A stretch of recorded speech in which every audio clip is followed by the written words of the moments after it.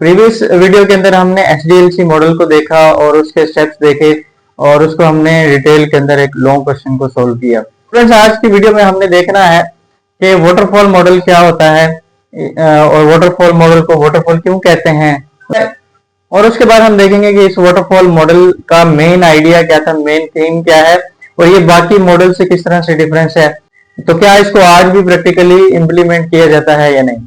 तो चलिए स्टूडेंट्स, पहले क्वेश्चन कवर करते हैं कि वाटरफॉल मॉडल को वाटरफॉल क्यों कहते हैं।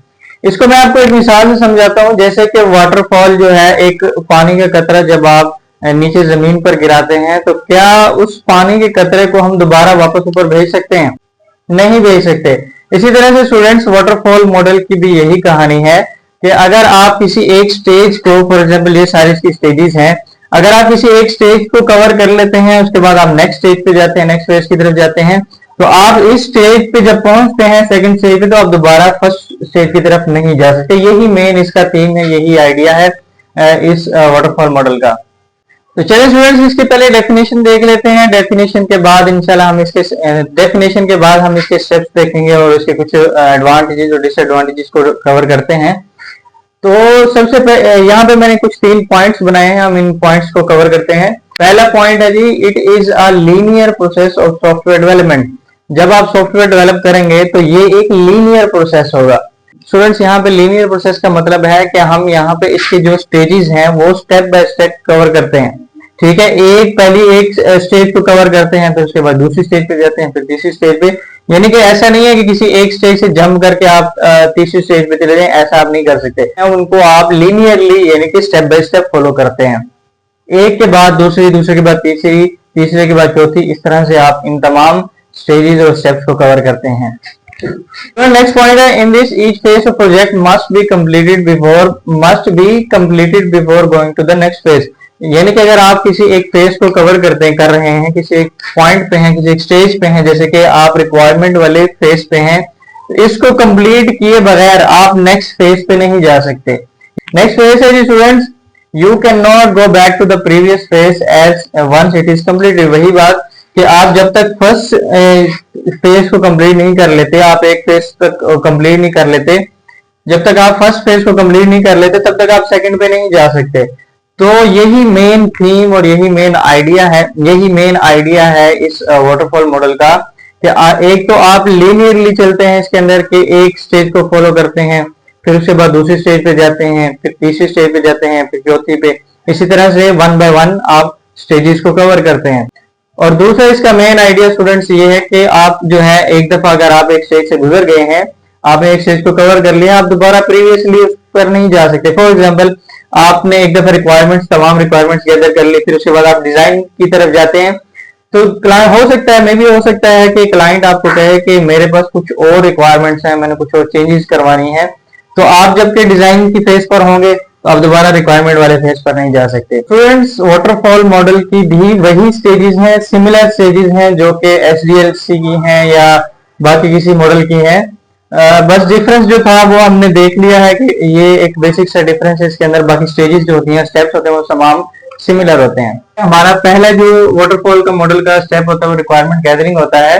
रिक्वायरमेंट गैदरिंग की बेसिक डेफिनेशन ये है कि आपका जो सॉफ्टवेयर वो क्या टास्क परफॉर्म करेगा और किस तरह से परफॉर्म करेगा, what task it will perform and how it will perform.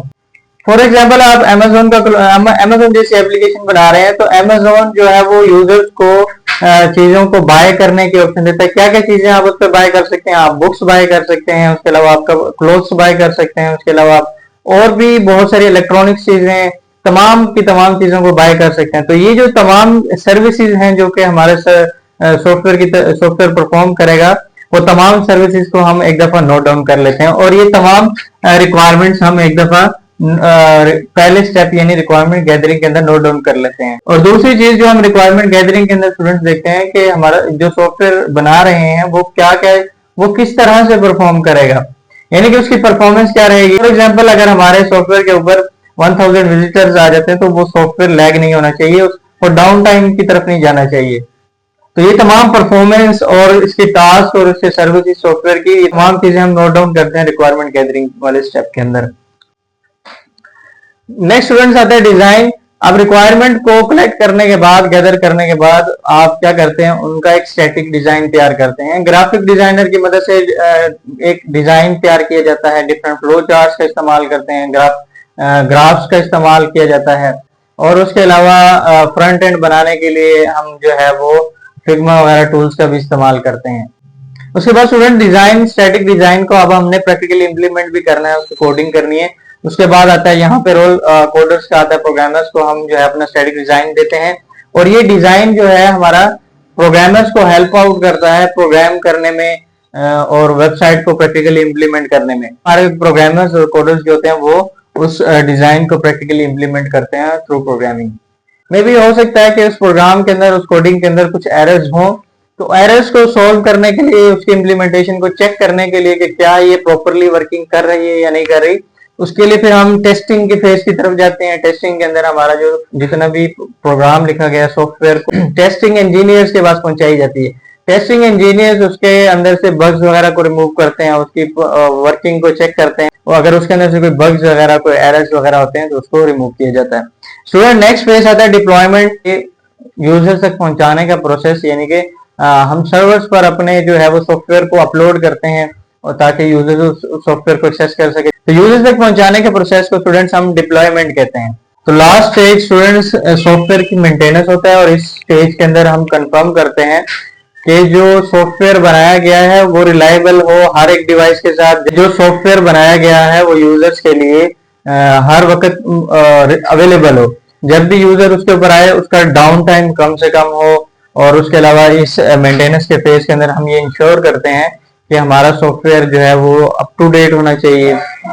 Time के साथ साथ जिस तरह से टेक्नोलॉजी बढ़ रही है, हमारा जो सॉफ्टवेयर है वो अप टू डेट रहे, उसके अंदर जो जिस तरह की अपडेशन चाहिए वो तमाम के तमाम चीजें हम मेंटेनेंस में देखते हैं।